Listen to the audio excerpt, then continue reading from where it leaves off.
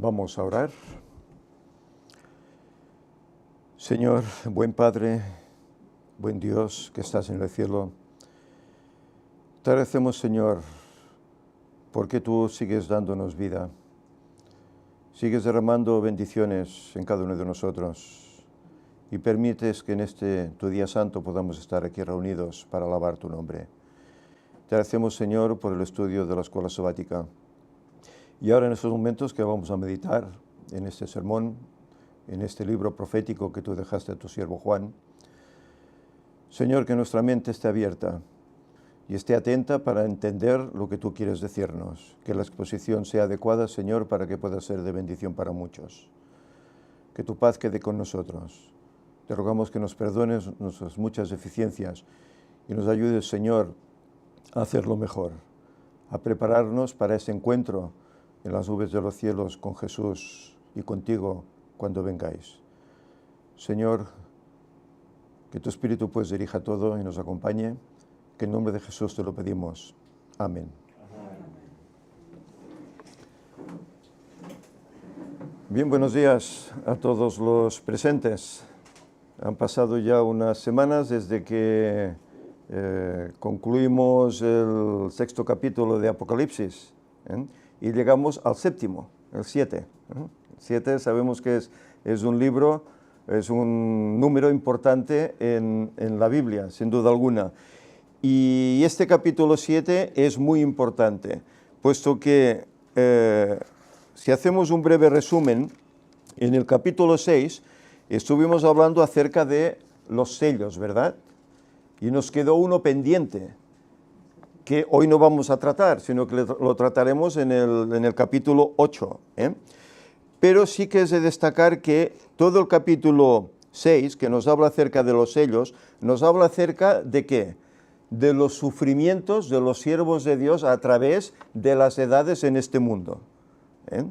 Y ahí se menciona el trabajo de esa Babilonia que hemos tratado en la escuela sabática, y cómo quitó la vida como a 50 millones de creyentes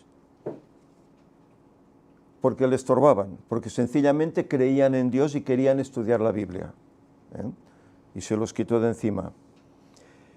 Al final del capítulo llegamos al 6º sello, en el cual se menciona pues que hubo un tremendo terremoto, que las estrellas cayeron del cielo, que la luna se puso como sangre, etcétera, etcétera. Y luego habla de que el cielo se enrolló, se replegó como un pergamino. Pero ¿sabéis? El capítulo 7, que hoy vamos a tratar, está justo después de que las estrellas caen, de que la luna se vuelve como sangre, antes de que el cielo se enrolle. Hay las escenas de este capítulo 7. Y el Señor lo ha hecho de forma muy prudente y muy animosa, muy esperanzadora para sus hijos. Porque en este capítulo 7 encontramos esperanza para el pueblo de Dios. Recordemos cómo termina el capítulo 6. Dice, ha llegado el gran día de su ira. ¿Y quién podrá quedar en pie? ¿Quién podría quedar en pie si tantos millones habían muerto? Si parece que no podía quedar un solo creyente. Pero hay aquí que el capítulo 7 nos da solución a esta pregunta. Habrá unos que quedarán en pie. Y nos habla acerca de dos multitudes, de las cuales trataremos. Si os parece, vamos a leer todo el capítulo para luego desgranarlo paso a paso. En mi Biblia pone el sellamiento final. No sé en las vuestras si tiene ese subtítulo. Los 144.000. Ajá. Leamos. Dice, después de esto, vi a 4 ángeles de pie en los 4 ángulos de la tierra, que detenían los 4 vientos de la tierra, para que no soplase viento alguno sobre la tierra, ni sobre el mar, ni sobre ningún árbol. Entonces vi a otro ángel que subía del este con el sello del Dios vivo. Clamó a gran voz a los 4 ángeles que habían recibido poder de dañar la tierra y el mar, y les dijo, no dañéis la tierra ni el mar ni los árboles, hasta que sellemos en sus frentes a los siervos de nuestro Dios. Y oí el número de los sellados, 144.000 sellados de todas las tribus de Israel. De la tribu de Judá, 12.000 sellados.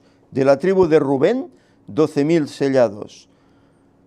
De la tribu de Gad, 12.000 sellados.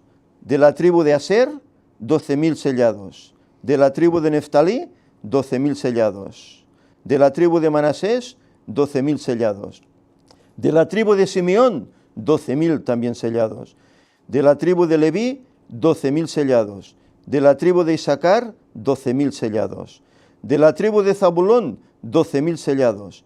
De la tribu de José, 12.000 sellados. Y de la tribu de Benjamín, 12.000 sellados. En total, 12 por 12, nos da este número, 144.000. Después dice, vi una gran multitud que ninguno podía contar, de toda nación, tribu, lengua y pueblo. Estaban ante el trono y en presencia del Cordero, vestidos de ropa blanca y con palmas en sus manos. Y aclamaban a gran voz, la salvación se debe a nuestro Dios, que está sentado en el trono y al Cordero. Y todos los ángeles que estaban de pie alrededor del trono, de los ancianos y de los 4 seres vivientes, se postraron rostro en tierra ante el trono y adoraron a Dios. Dijeron, amén, alabanza y gloria, sabiduría y acción de gracias, honra, poder y fortaleza a nuestro Dios por los siglos de los siglos. Amén. Entonces, uno de los ancianos me preguntó, ¿esos que están vestidos de ropa blanca, quiénes son y de dónde han venido? Yo respondí, Señor, tú lo sabes. Y él me dijo, estos son los que han venido de la gran tribulación. Han lavado sus ropas y las blanquearon en la sangre del Cordero. Por eso están ante el trono de Dios y le sirven día y noche en su santuario. Y el que está sentado en el trono tenderá su pabellón sobre ellos. Nunca más tendrán hambre ni sed. El sol no los molestará más, ni ningún otro calor, porque el Cordero que está en medio del trono los apacentará y los guiará a fuentes de agua viva, y Dios enjugará toda lágrima de los ojos de ellos. Este es un pasaje que se repite al final en el Apocalipsis. Bien, notamos la gran diferencia, ¿verdad? Los sellos, persecuciones, muerte, pero aquí notamos que en principio aparece un ángel poderoso que detiene, dice, los 4 ángulos de la tierra. Bien, ¿qué podríamos decir respecto a esto?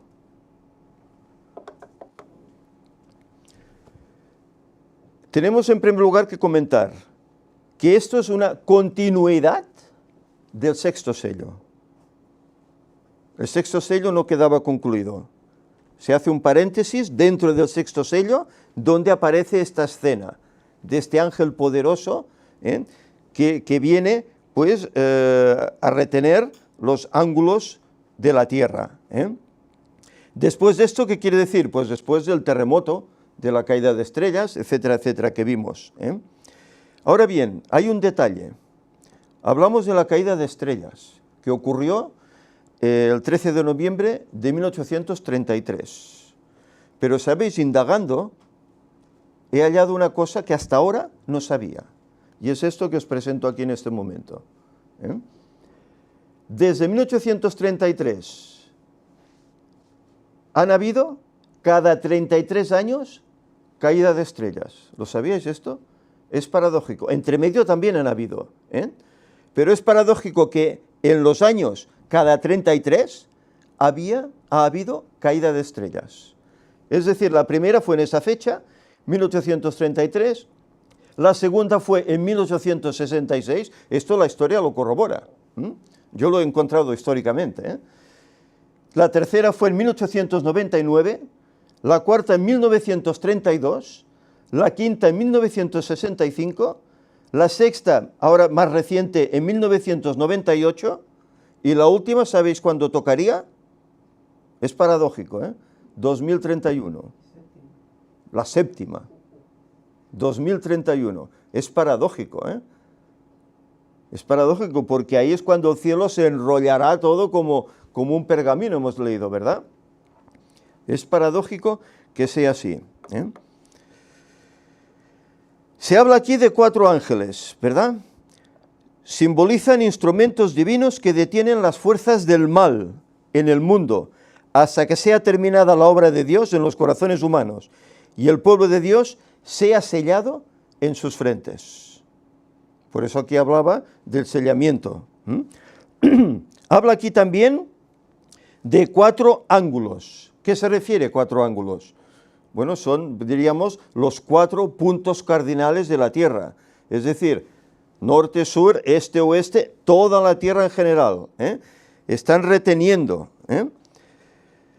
Vientos. Se habla aquí de vientos. Sí, parecía el Papa, ¿verdad? Ahora mientras lo hacía, me ha venido a la mente. Y al ver Víctor que sonreía, digo, mira, está pensando lo mismo que yo. Pero bueno, es que es así, el norte, el sur, el este y el oeste, no hay más.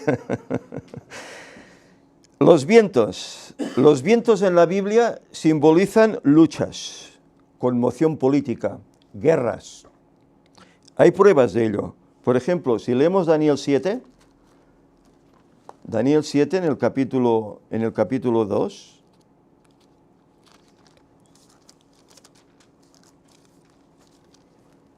y el versículo, Daniel 7, 2, estoy viendo.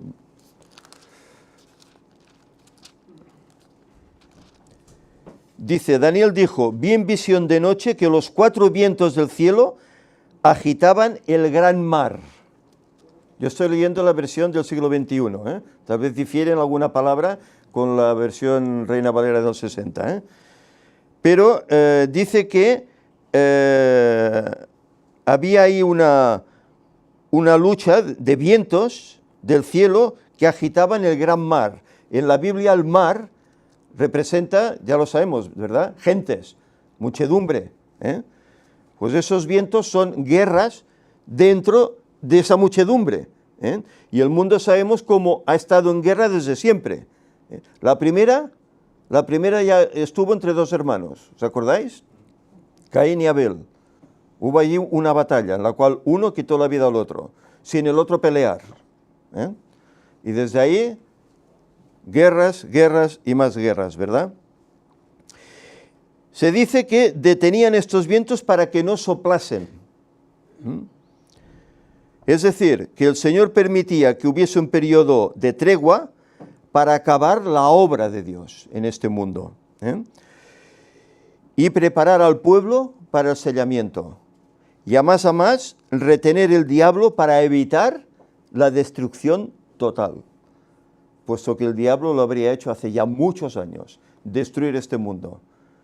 Y hasta él está siendo retenido para que no obre de esa forma, ¿eh? Porque si el Señor le dejase, destruiría absolutamente todo. Por eso no es de extrañar, hoy hablábamos del Armagedón, ¿verdad? Hoy el mundo está convulsionado, violencia por todas partes, guerras, temas en la naturaleza, desastres, volcanes, terremotos, etc. El diablo tiene poder sobre todo esto, ¿eh? Pero tiene poder para juntar las naciones en guerra y tendrá el poder para juntar a todas las naciones en un lugar determinado al final del tiempo, para que entre ellos se quiten la vida. Tiene ese poder y eso hará. Por eso está siendo retenido. Pero llegará un punto en que esto no se retendrá más, será suelto, ¿eh? Y entonces, preparémonos, ¿eh? Cuando el diablo campe a sus anchas, ¿eh? Habla sobre que no se haga daño a la tierra, al mar, ni a ningún árbol. Es decir, esa naturaleza entonces es a nivel mundial, es todo el planeta, está todo retenido para que no estalle. ¿Cuántas veces nos ha dicho que si un loco apretase un botón, este mundo ya desaparecería, ¿verdad? Pero hasta eso está siendo retenido, porque con el poder armamentístico que hay en el mundo, no quedaríamos nadie, ¿eh? Con unas pocas bombas no quedaríamos nadie. Hasta eso está siendo retenido. El versículo 2 habla de otro ángel que subía del este con el sello del Dios vivo. Bueno, ¿qué sale por el este cada día? El sol, ¿verdad? El sol viene por el este, ¿eh? Y por el este dice que el profeta Ezequiel vio que venía la gloria de Dios. Esto está en Ezequiel 43, versículos 2 y 5. ¿Eh? La señal del Hijo del Hombre aparecerá ¿desde dónde? Desde el este, oriente, ¿verdad? La dirección desde la cual viene el ángel parece indicar que viene de parte de Dios, enviado por el mismo Dios. ¿Eh? También puede referirse que al principio los rayos del sol cuando nace son tenues, ¿verdad? Pero a medida que avanza el día, sus rayos son más poderosos, ¿verdad? Y queman, ¿eh, Víctor? Queman, ¿eh? De verdad, queman. Eso también simboliza cómo al principio la obra parece que será lenta, pero luego aumentará en fuerza, ¿eh? Y habla aquí del sello. Sabéis, en las épocas antiguas, las cartas, todos lo sabemos, eran selladas con cera, ¿verdad? Y con el anillo del rey, del mandatario, por así decir, ¿no? Incluso se marcaban pertenencias también, objetos, se marcaban con ese sello, ¿verdad? En Ezequiel 9, me gustaría que leyéramos este pasaje, puesto que aquí se habla acerca de algo en especial. Ezequiel capítulo 9 es un capítulo que tratamos ya en días pasados, ¿verdad? O en meses pasados, ¿eh? Versículos del 2 al 6, dice: vi 6 hombres que venían por la puerta superior del norte. Cada uno traía en su mano un instrumento para destruir. Entre ellos había un varón vestido de lino, que traía en la cintura un tintero de escribano. Y al entrar se pararon junto al altar de bronce. Aquí está hablando del santuario, ¿verdad? La gloria de Dios de Israel se elevó por encima del querubín sobre el cual había estado y se trasladó al umbral del templo.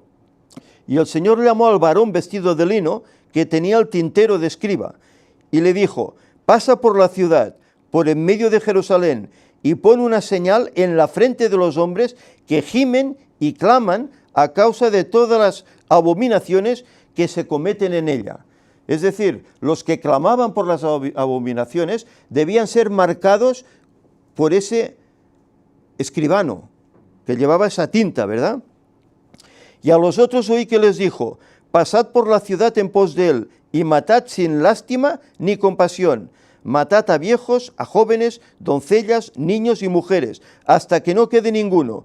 Pero no toquéis a ninguno que tenga la señal. Y empezad desde mi santuario. Empezaron pues desde los ancianos que estaban ante el templo. Es decir, en esa escena se ve cómo los siervos de Dios que gimen son marcados con tintero de escribano para no sufrir. Y es paradójico, se les pone un sello para que no sean muertos como los demás que no lo tienen, ¿eh? Y es paradójico como luego en el Apocalipsis se nos habla de un sello que va a ser puesto a unos que serán también salvados, ¿eh? Vemos como las escenas de Apocalipsis tienen eco, como decía la escuela sabática, ¿verdad? Tienen eco en lo que encontramos en el Antiguo Testamento, ¿eh?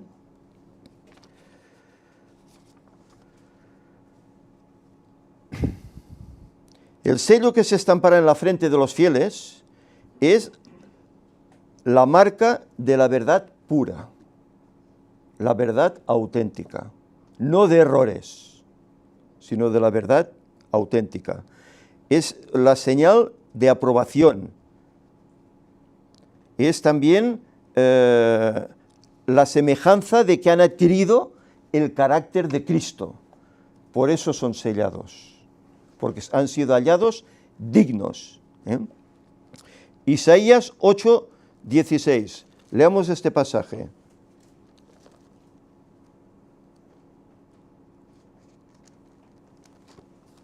Isaías 8:16 dice, ata el testimonio, sella la ley entre mis discípulos. Sella la ley entre mis discípulos. Jeremías diría que pondré mi ley en sus mentes y la escribiré en sus corazones. Y yo seré a ellos por Dios y ellos serán a mí por pueblo. Entonces, ¿qué es el sello? ¿Qué es el sello de Dios? ¿Dónde se encuentra ese sello? Se encuentra en un lugar específico. Un lugar que ha sido deteriorado, perseguido, humillado, violado continuamente. Se halla en la ley del Señor, en los 10 mandamientos. Es la parte de la ley que contiene el nombre del Rey, Jehová, ¿verdad? Que contiene quién es, creador, ¿verdad? Y que contiene su dominio, cielos, tierra, mar. Claro. Ese es el sello del Señor.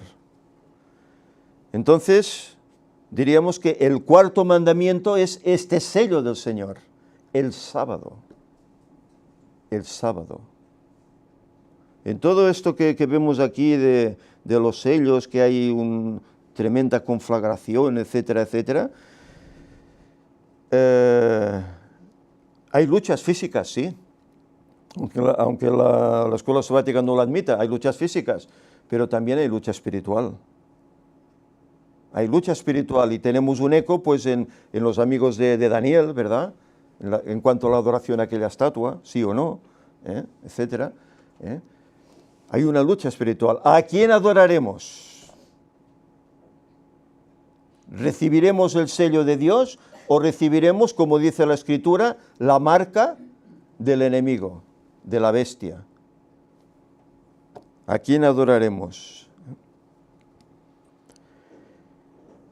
Ese sello solo lo reciben los que guardan los mandamientos de Dios, incluyendo el sábado, a pesar de que a muchos les pese este hecho.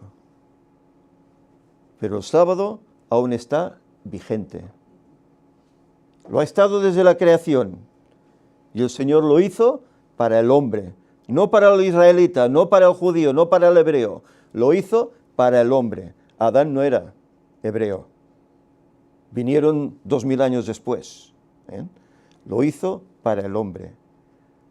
¿Y cuánta gente no ha entregado su vida por ser obediente a este mandato del Señor? ¿Cuánta gente? En diferentes partes del mundo, incluso en Asia, en China, tantos países diversos. Y cuando sabemos que en la patria celestial, en la tierra nueva, como dice Isaías 66, dice que ¿qué pasará los sábados? Que iremos todos a adorar ante el Señor. En sábado, no iremos el primer día de la semana, el domingo, el sábado, denotando que siempre ha estado vigente y lo estará por toda la eternidad.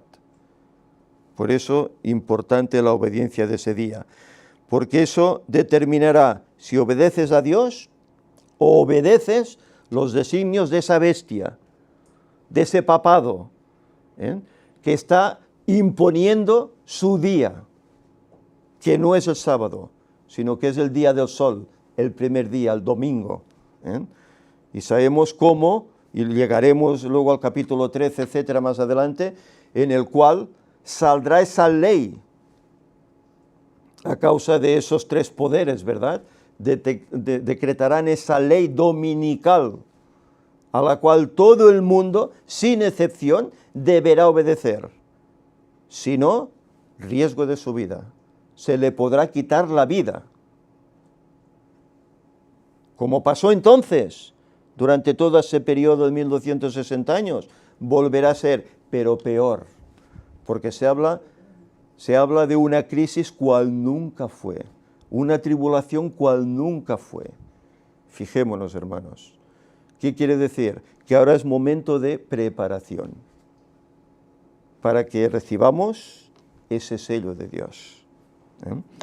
para que cuando llegue esos momentos conflictivos, el que lleva la espada pase de lado, como en Ezequiel, pase de lado y no nos haga ningún mal. El ángel que sube del nacimiento del sol tiene el sello del Dios vivo. Es un mensajero divino encargado de una reforma que ha de realizarse en los hombres, en lo que respecta a observar el sábado del cuarto mandamiento. Por eso cuando hablamos del cuarto mandamiento, los hay que nos llaman, no, es que sois legalistas, es que eso ya no tiene cabida. Ahora somos salvos por gracia. Sí, somos salvos por gracia, claro. La gracia de Dios gratuita que nos quiere salvar, porque es su capricho salvarnos. Nos ama tanto que quiere salvarnos, ¿verdad? Pero, ¿qué demanda de nosotros? Obediencia. ¿Y la obediencia dónde se encuentra? En los mandamientos y sobre todo en el sábado, que es su sello. Si dejamos el sábado, no estamos obedeciendo al Señor. Porque todo aquel que guardare toda la ley, pero ofendiere en un punto, ¿qué dice la Escritura? Que se hace culpable de todo. Culpable de todo, como si traspasara toda la ley. No obedece al Señor, por mucho que piense que lo hace.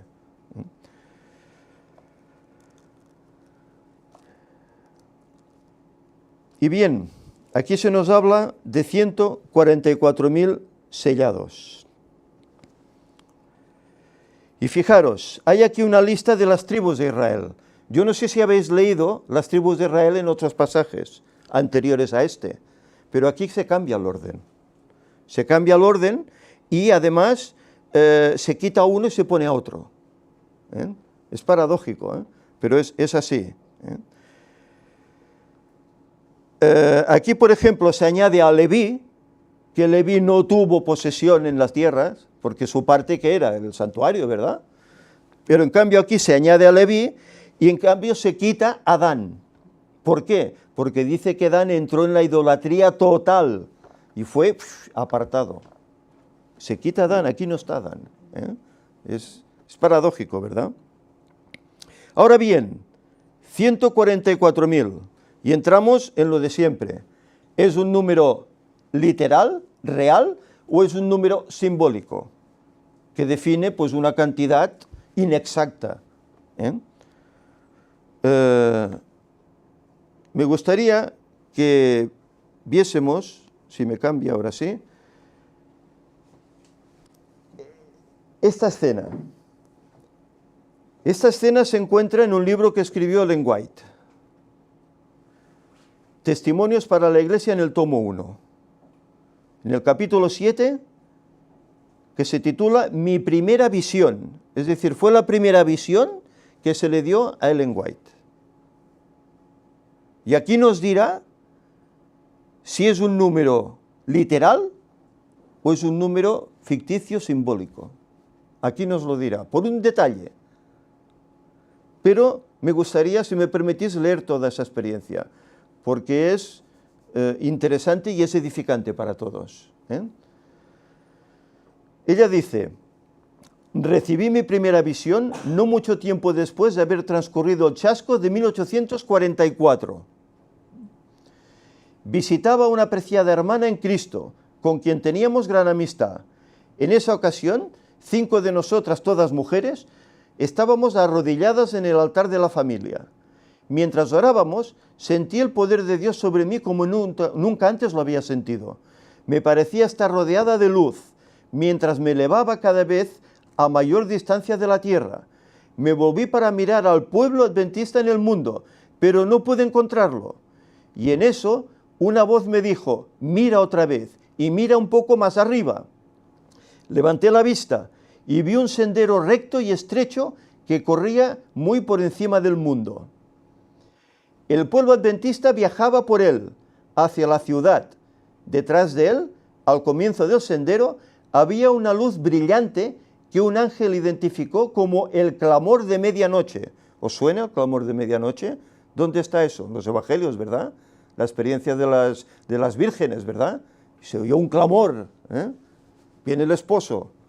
Un clamor que luego se repite en Apocalipsis 18, salid de ella. La luz brillaba en todo el sendero para que los pies de los caminantes no tropezaran. Jesús mismo conducía a su pueblo y éste estaba a salvo mientras mantenía sus ojos fijos en él. Pero pronto muchos se cansaron porque consideraban que la ciudad estaba demasiado lejos y esperaban haber llegado ya. Jesús los animaba levantando su glorioso brazo derecho, del que procedía una luz que se extendía hacia el grupo adventista, y ellos exclamaban, ¡Aleluya! Otros temerariamente negaban la luz que había detrás de ellos y decían que no era Dios el que los había guiado hasta entonces. En esos casos la luz que había detrás de ellos se apagaba y dejaban sus pies en completas tinieblas, por lo que estos tropezaban y perdían de vista el sendero y a Jesús, y caían en tinieblas del mundo malvado que yacía por debajo. Está hablando aquí de la experiencia del pueblo de Dios, el pueblo adventista, que está andando ¿hacia dónde? Hacia el cielo, hacia la Canaán celestial, ¿verdad? Pero hay unos que dicen que dudan de que Dios los esté guiando, de que Dios guíe, y se les apaga, pierden la luz, y entonces caen, no llegan. Pronto escuchamos la voz de Dios que sonaba como muchas aguas y que nos daba el día y la hora de la venida de Jesús. Y ahora viene el detalle que antes os decía. Los santos vivos, 144.000, conocieron y comprendieron la voz, mientras que los malvados pensaron que se trataba de un trueno y un terremoto. ¿Qué entendéis aquí? Porque fijaros, dice los santos vivos, coma de separación, 144.000, coma, conocieron y comprendieron la voz. ¿De qué está hablando aquí? ¿De un número simbólico o un número literal? Dice que los 144.000 comprendieron, conocieron, comprendieron. Y está hablando de una forma literal. La coma nos lo está diciendo. Cuando Dios pronunció la fecha, derramó sobre nosotros el Espíritu Santo, y nuestros rostros comenzaron a brillar con la gloria de Dios, tal como ocurrió con el rostro de Moisés cuando descendió del monte Sinaí. Los rostros brillarán, ¿verdad?, como el de Moisés. Los 144.000 estaban todos sellados y perfectamente unidos. ¿Veis dónde se pondrá el sello? ¿Por qué viene el ángel con el sello? Para sellar a 144.000. Sobre sus frentes aparecían las palabras Dios, Nueva Jerusalén y una gloriosa estrella con el nuevo nombre de Jesús. Los malvados se enfurecieron al contemplar esa gozosa y santa condición y se aproximaron con violencia para apoderarse de nosotros y arrojarnos en la prisión. Pero nosotros extendíamos la mano en el nombre del Señor y ellos caían postrados en tierra. En ese momento la sinagoga de Satanás supo que Dios nos amaba a quienes podíamos lavarnos los pies unos a otros y saludar a los hermanos con ósculo sagrado, y adoraron a Dios a nuestros pies. ¿Os suena esto de lavarse los pies unos a otros? Con ósculo santo. Lo hacemos cada 3 meses, ¿verdad? En la Santa Cena, siguiendo el ejemplo del Maestro, ¿verdad? Pero nuestra vista fue atraída hacia el oriente, donde había aparecido una pequeña nube negra, de la mitad del tamaño de la mano de un hombre. La que todos sabíamos era la señal del Hijo del Hombre. Contemplamos la nube en solemne silencio mientras ésta se aproximaba y se tornaba de color más claro, y cada vez aparecía más gloriosa, hasta que se convirtió en una gran nube blanca. La parte inferior parecía de fuego, por encima de ella se veía un arco iris, y a su alrededor había 10.000 ángeles que entonaban un hermosísimo himno, y sobre la nube se encontraba sentado el Hijo del Hombre. Su cabello blanco y rizado le caía sobre los hombros, y en la cabeza llevaba numerosas coronas. Sus pies tenían la apariencia de fuego, en la mano derecha sostenía una hoz aguda, y en la izquierda una trompeta de plata. Sus ojos eran como llama de fuego, que escudriñaban a sus hijos. Todos los rostros se pusieron pálidos, y los rostros de quienes Dios había rechazado se pusieron sombríos. Entonces todos exclamamos, ¿quién podrá permanecer en pie? ¿Os suena esta pregunta? Capítulo 6, ¿verdad? ¿Tengo yo mi vestido inmaculado? Los ángeles dejaron de cantar y se produjo un momento de terrible silencio mientras Jesús hablaba. Los que tengan manos limpias y corazones puros podrán permanecer firmes. Mi gracia es suficiente para vosotros. Después de eso, nuestros rostros se iluminaron y nuestros corazones se llenaron de gozo. Los ángeles volvieron a cantar con júbilo, mientras la nube se aproximaba aún más a la tierra. Luego resonó la trompeta de plata de Jesús, mientras descendía en la nube rodeado de llamas de fuego. Contempló las tumbas de los santos que dormían, y luego elevó su vista a sus manos hacia el cielo y exclamó, despertaos, despertaos vosotros que dormís en el polvo y levantaos. A continuación se produjo un terrible terremoto. Las tumbas se abrieron y los muertos salieron vestidos de inmortalidad. Los 144.000 exclamaron aleluya al reconocer a sus amigos que habían sido arrancados de su lado por la muerte. En ese mismo momento fuimos transformados y nos unimos con ellos para recibir al Señor en el aire. Es una escena de la segunda venida, que ella vio en su primera visión. Entramos todos juntos en la nube y pasamos 7 días subiendo hasta llegar al mar de vidrio. 7 días viajando. Jesús trajo las coronas y con su propia mano las colocó sobre nuestras cabezas. Nos entregó arpas de oro y palmas de victoria. Los 144.000 formaron un cuadro perfecto sobre el mar de vidrio. Las coronas de algunos eran muy brillantes, en cambio las de otros no lo eran tanto. Algunas coronas parecían cuajadas de estrellas, mientras que otras tenían solamente pocas, pero estaban perfectamente satisfechos con sus coronas. Y todos estaban vestidos con un glorioso manto blanco que les caía desde los hombros hasta los pies. Los ángeles nos rodeaban mientras marchábamos por el mar de vidrio hacia las puertas de la gran ciudad. Jesús levantó su poderoso y glorioso brazo e hizo girar la puerta de perlas sobre sus brillantes goznes, mientras nos decía, habéis lavado vuestros vestidos en mi sangre y habéis permanecido firmes por mi verdad. Entrad. Todos entramos y tuvimos la sensación de que teníamos perfecto derecho de encontrarnos allí. Dentro de la ciudad vimos el árbol de la vida y el trono de Dios. Del trono salía un río de aguas puras, y a cada lado del río se encontraba el árbol de la vida. A un lado se encontraba un tronco de un árbol, y al otro lado del río había otro tronco, y ambos eran de oro, puro, transparente. Al comienzo pensé que veía 2 árboles, pero al mirar nuevamente vi que el follaje de estos se unían para formar un solo árbol. Es decir, como un cerco, ¿verdad? Un solo árbol. Un dosel, exacto. De modo que el árbol de la vida se encontraba a ambos lados del río de la vida. Sus ramas descendían hasta el lugar donde nos encontrábamos y estaban llenas de un fruto admirable que tenía la apariencia de oro mezclado con plata. Nos pusimos debajo del árbol y nos sentamos a contemplar la gloria de aquel lugar. De pronto se aproximaron a nosotros los hermanos Fitch y Stuckman. Fijaros, ella incluso ve 2 contemporáneos suyos que están allá en la eternidad. Los ve disfrutando la eternidad. ¡Qué honor! Ellos no lo sabían porque habían fallecido.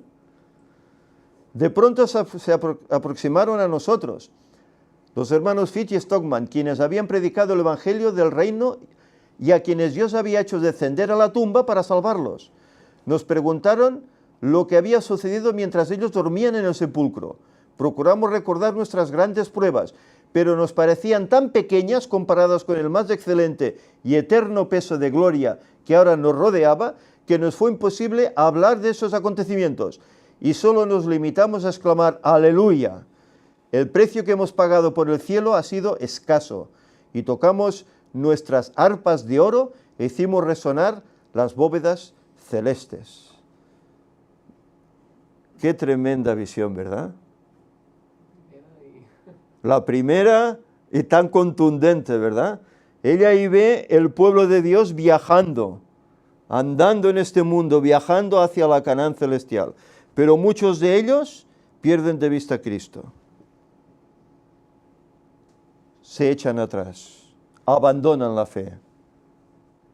Es tremendo, ¿eh? Pero dice que los pocos que quedan siguen hasta que ven esa nube, ¿verdad? Que viene, Cristo que viene y los lleva y durante 7 días viajan hasta allá, hasta el paraíso, en la presencia del trono de Dios, disfrutando del árbol de la vida, disfrutando de hermanos que habían fallecido y los encuentran allí. Es tremendo, ¿verdad?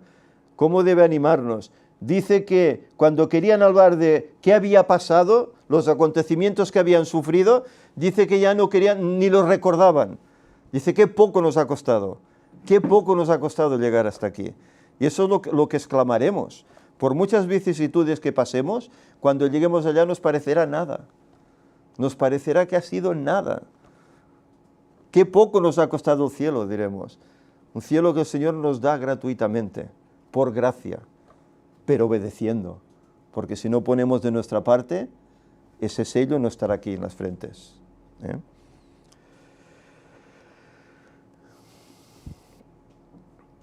Hay algo más. Hay una experiencia que viven estos 144.000 y que me gustaría también comentar. Conflicto de los siglos, el capítulo 41, las páginas 706 y 707. Y aquí se habla acerca de la experiencia que vive en este grupo de 144.000. Dice, delante del trono, sobre el mar de cristal, ese mar de vidrio que parece revuelto con fuego, por lo mucho que resplandece con la gloria de Dios, hállase reunida la compañía de los que salieron victoriosos, de la bestia y de su imagen y de su señal y del número de su nombre, con el Cordero en el monte de Sión. Teniendo las arpas de Dios, están en pie los 144.000 que fueron redimidos de entre los hombres. Redimidos de entre los hombres, vivos, redimidos de entre los hombres. No conocieron la muerte, Se oye una voz como el estruendo de muchas aguas y como el estruendo de un gran trueno, una voz de tañedores, de arpas que tañían con sus arpas. Cantan un cántico nuevo delante del trono, un cántico que nadie podía aprender sino aquellos 144.000. Solo ellos cantan ese cántico nuevo. Es el cántico de Moisés y del Cordero, un canto de liberación.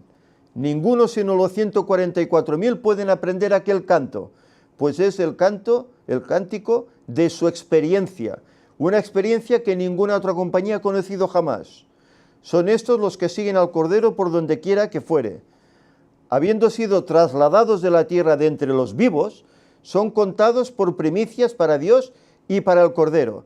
Ellos han pasado una experiencia singular, que ahora nos explica.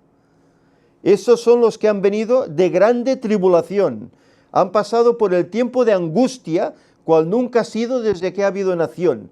Han sentido la angustia del tiempo de la aflicción de Jacob. Han estado sin intercesor durante el derramamiento final de los juicios de Dios, pero han sido librados, pues han lavado sus ropas y las han blanqueado en la sangre del Cordero. ¿Por qué? Porque han sido fieles, obedientes, sin temor por sus vidas. En sus bocas no ha sido hallado engaño, están sin mácula delante de Dios. Por eso están delante del trono de Dios y le sirven día y noche en su templo, y el que está sentado sobre el trono tenderá su pabellón sobre ellos. Apocalipsis 7, 14 y 15. Han visto la tierra asolada con hambre y pestilencia, al sol que tenía el poder de quemar a los hombres con un intenso calor, y ellos mismos han soportado padecimientos, hambre y sed. Han padecido, caían las plagas, el sol quemaba a los hombres, no tenían que comer, pero ellos eran sustentados con lo mínimo por los ángeles. Tenían lo mínimo, pero pasaban necesidad. Pero dice, no tendrán más hambre ni sed, y el sol no caerá más sobre ellos, ni otro ningún calor, porque el Cordero que está en medio del trono los pastoreará y los guiará a fuentes vivas de aguas, y Dios limpiará toda lágrima de los ojos de ellos. Apocalipsis 7, 14 al 17. Es decir, que hemos visto en estas dos ilustraciones, escritos de Ellen White, Testimonios para la Iglesia del Conflicto de los Siglos, ¿quiénes son estos 144.000? Número real que padecen la crisis final, la angustia final, aquella angustia de Jacob que habla la Biblia, ¿verdad? Ellos la padecerán y saldrán victoriosos. Esta es esta primera muchedumbre de 144.000. Ahora bien, ¿son todos judíos? Porque aquí está hablando de 12 tribus de Israel, 12.000 de cada una de ellas. ¿Son todos judíos? Bueno, una cosa es cierta. Perdonad. Los judíos, a causa de su desobediencia, ¿qué ocurrió con ellos? ¿Están todos en Jerusalén? Fueron esparcidos por el mundo, ¿verdad? Por el mundo conocido. Y muchos han descendido de ellos. Y si muchos miramos nuestros apellidos, nuestros nombres, nos daremos cuenta que venimos de judíos. Sin ser nacidos allá, pero venimos de judíos. Aunque hay un pasaje que me gustaría que leyésemos, porque Pablo menciona esta cualidad. Romanos capítulo 2. Romanos en el capítulo 2, versículos 28 y 29, dice él: porque no es judío el que lo es exteriormente, ni es circuncisión la que se hace exteriormente en la carne. Al contrario, es verdadero judío el que lo es en su interior, por medio del Espíritu, no según la letra. Este recibe la alabanza no de los hombres, sino de Dios. ¿Recordáis que a Abraham se le hizo una promesa? Y en ti serán benditas, ¿qué dice? Todas las naciones de la tierra. ¿Todos iban a ser judíos? Habría gentiles. Pero en cambio, formarían parte del pueblo judío porque aceptaron esa promesa, la hicieron suya. Es decir, ¿son todos estos 144.000 judíos? Bueno, puede ser que sí, que sean descendientes, o puede ser que también haya entre ellos pues gente que no lo es, pero que ha sido obediente y ha formado parte de esa promesa de Abraham. En definitiva, lo importante es que ellos reciben un honor tremendo allá en el cielo. Aunque aquí sufren penalidades, pero allá reciben un honor tremendo. Están con Cristo, y allá donde va Cristo van ellos. Están en el templo con Cristo. No se apartan de Él. Es el privilegio que tienen, de estar siempre con Jesús.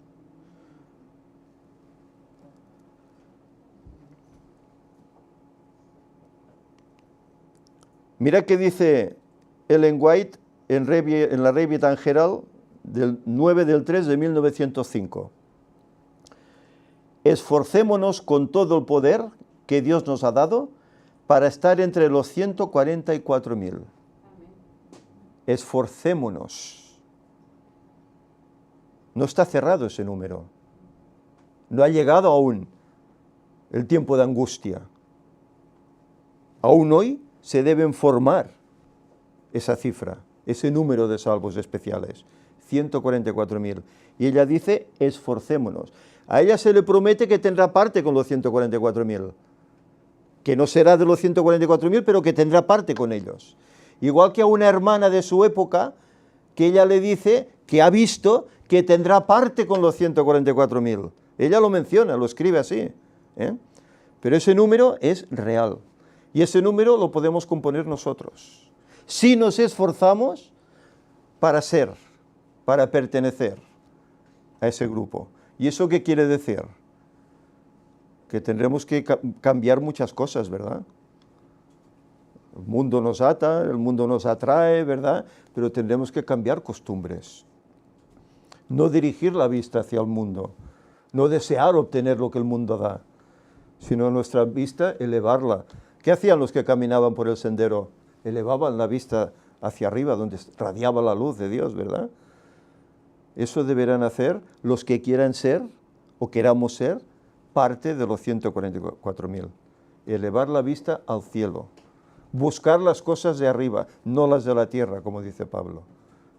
Y eso nos ayudará a prepararnos idóneamente con un carácter puro, semejante al de Cristo. Y Él nos limpiará. Se dice de ellos que son sin mancha. Lo veremos más adelante, que volveremos a hablar de los 144.000. Son sin mancha, inmaculados, porque han abandonado todo lo del mundo y solo están por las cosas del Señor.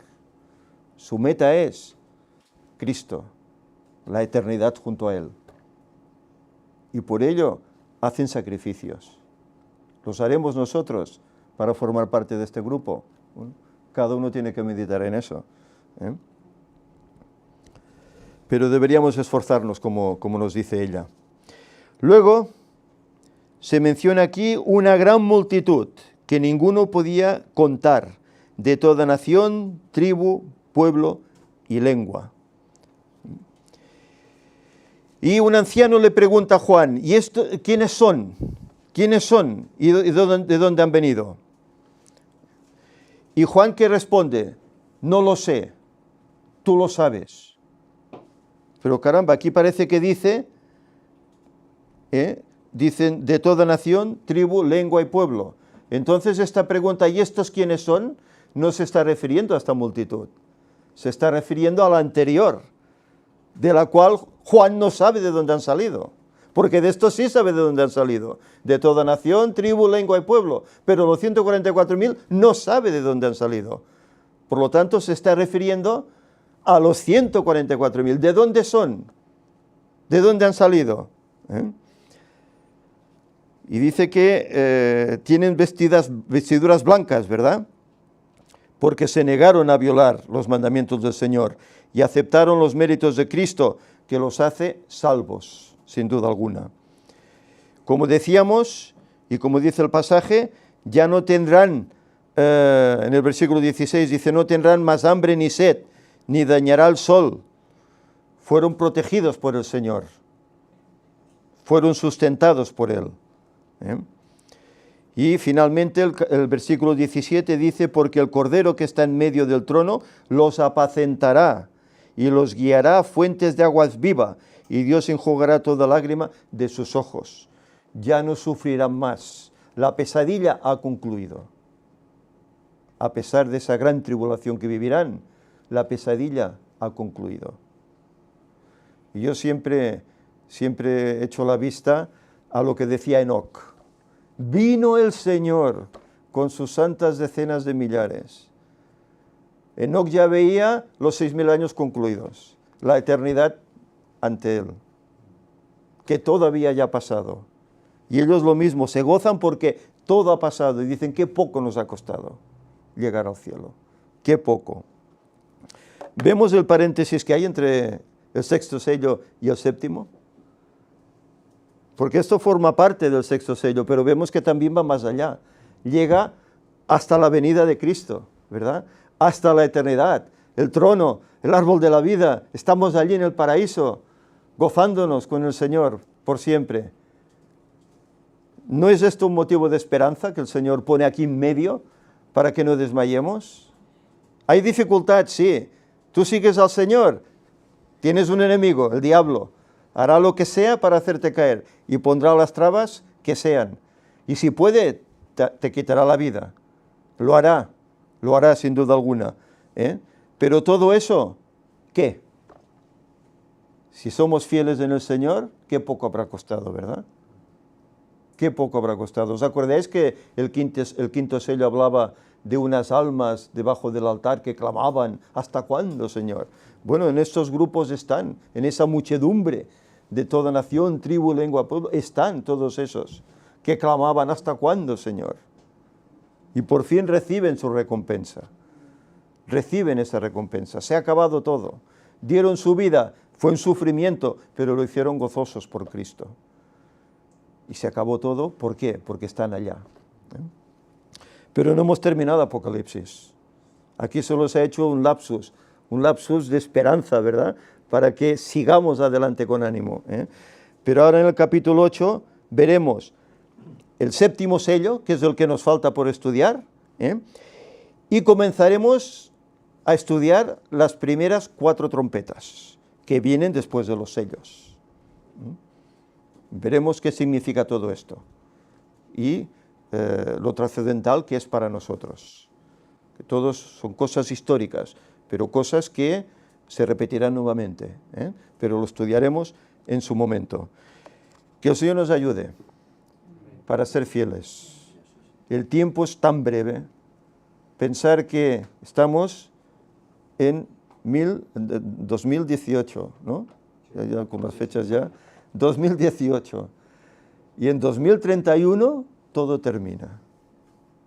La caída de estrellas dice que la última será 2031. Cada 33 años. Fijaros. Todo termina. Y Cristo aparecerá. Veremos muy pronto esta imagen que os voy a poner aquí. Muy pronto veremos eso. Y esto lo encontramos en la experiencia, mirad, ahora en el año bíblico he estado leyendo la experiencia de Elías. Le dice a su siervo, ¿ves? Mira el horizonte. No veo nada, no veo nada. Y a la séptima vez, ¿verdad? Séptimo milenio, el inicio del séptimo milenio, una nube negra que se aproxima. Y hemos leído en la visión que Elena White ve una nube negra que se aproxima, que se va haciendo brillante, se expande, ¿verdad? Es Jesús viniendo. Es esto es lo que deseamos todos ver y deseo que todos estemos allá, en pie. Estemos en el descanso o estemos formando parte de los 144.000, podamos estar ahí en pie. Es mi deseo. Vamos a terminar, lo haremos con una oración.